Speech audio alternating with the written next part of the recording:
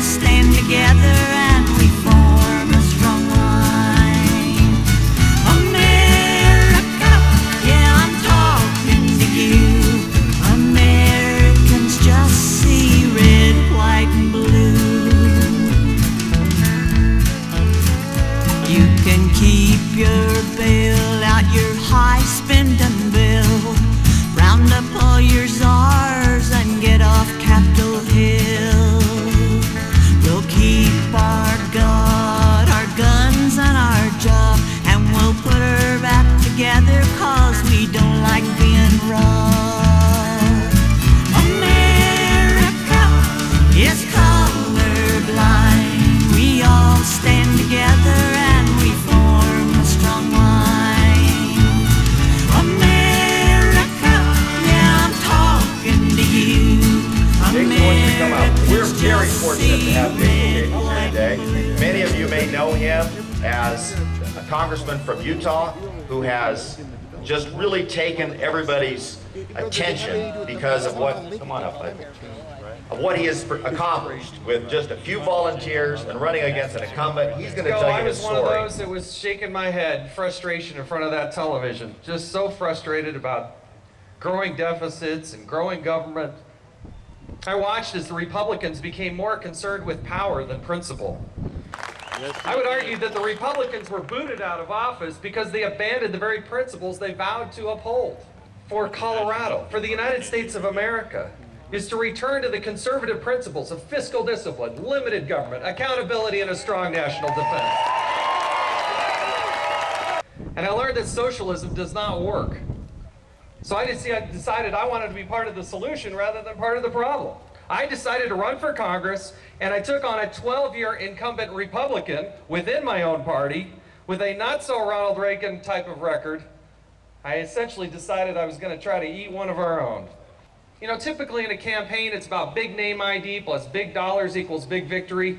We helped to change that equation because principles and policy do matter. I had no paid staff. They were all volunteers. We had no campaign office. I said no free meals. If you're coming to my meeting, I'm not buying you a free meal. There's too many free meals in Washington, D.C. I said I'm not going to do any polling. When you actually go out and meet and understand and talk with voters and you're grounded in principles, you don't need a pollster to tell you what you're supposed to say. And I refused to go into debt. If I didn't make the money, if I didn't earn it, I wasn't going to spend it. Now, the 12-year incumbent, who had always run his campaign in debt, outspent me by $600,000. The President of the United States, the two Republican senators from Utah, all came out against me. Even before the primary. That's one of the best letters I have. It's from George Bush endorsing the other guy, and I beat him by 20 points. So today, I don't owe any special interest in anything. I don't owe my party leaders any particular way to vote. I owe my family, my constituents, and the American people to always put them first. We are $12 trillion in debt. We spend nearly $600 million a day on interest. Just on our interest payment. How much is $1 trillion? If you were to spend $1 million a day, every day, it would take you nearly 3,000 years just to get to $1 trillion. Yet a couple of weeks ago, your Congressman Salazar, voted to spend over... We had two votes on the floor of the House. One was a $24 million appropriation for sea turtle research. Another one was more than $24 million for sea otter research. He voted for both. We have to be able to say no. He didn't get any of. This is a Chinese finance credit card Congress that doesn't understand what stimulus means. It doesn't understand what fiscal discipline means. It doesn't understand that most Americans want them to stay out of their lives. I believe one of the most important jobs I have is to keep Barack Obama away from your guns and Nancy Pelosi out of your wallets. Yeah! We should all stand tall and proud for the American dream. And when it's under assault, we should stand up and fight for every ounce of energy to protect it.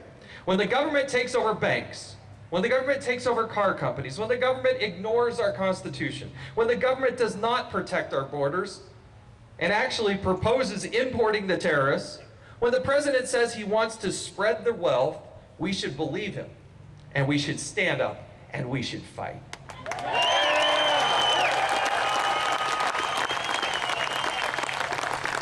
The American dream matters. The American dream wasn't built on higher taxes, and it wasn't built on a government credit card. The American dream was built on the sweat and blood of Americans who took pride in ownership in America. Our country was built with hard work, dedication, principles, and a belief that success was predicated on liberty and commitment. And when times were tough, generations before us didn't ask for a government bailout. They rolled up their sleeves and they got to work. So I would argue that we got to stand tall for the American dream and invite everyone they can to join us, to commit to the principles that made this country great and not sway from them because of political convenience. Fix healthcare by bringing patients closer to their doctors, not by inserting government bureaucrats in between them. Gain energy independence and help the environment by promoting a wide range of existing and alternative energy solutions instead of taxing it to death. And revive manufacturing in the United States of America, because there aren't enough made in the USA labels.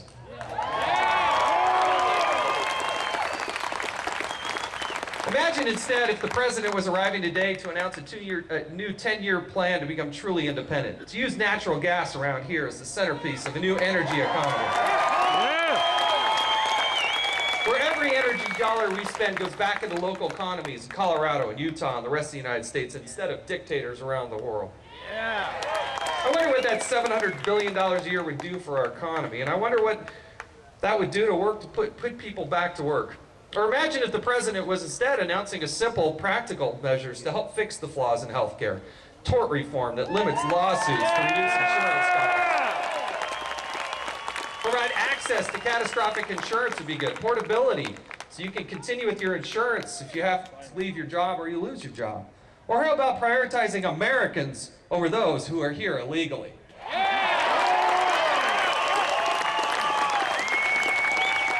By the way, English should be the official language in the United States of America. It is in Colorado by Constitution. But this 1,017-page of bureaucracy creates 53 new agencies and departments, 33 entitlement programs that are created, expanded, or extended. This is not the change we need. This is not the change we want. This is not the change we should ever vote or support. Your vote matters. I learned my lessons. Elections have consequences. It may not just be everybody else's governor or everybody else's congressman. It may be yours too that's part of the problem. Yes, it is. And it's time for you to stand up and do something about it. Thank you for having me here today. Thank you. God bless. May God bless you, and may God bless the great United States of America. Congressman Chaffetz, Jason Chaffetz, thanks for being here. Isn't he a breath of fresh air? I was with him last night, a little fundraiser for my pal Steve King, and I said, you mind if we adopt you as our congressman? Because ours doesn't represent us very well. And his message is so true. The folks, the MoveOn.org crowd, they don't want us to fight. Now more than ever, friends, we do need to fight. Those of us who believe in freedom and free enterprise, those of us that believe that government exists to protect liberty, not to tell us how to live our lives, those of us who want to make decisions about our health care with our doctors and our family and not be imposed upon by a government bureaucrat, now more than ever, friends, we've got to get in the fight. And that is why we are here this morning. It was a pleasure to visit with so many of you on the way in. Passion, emotion, energy. Good for you. The stakes are real for this country. And I talked to Marilyn Croft on the way in, and she had a sign, and I'm just wondering if any of you agree with it. She said, I don't want end-of-life counseling. Any of you want end-of-life counseling?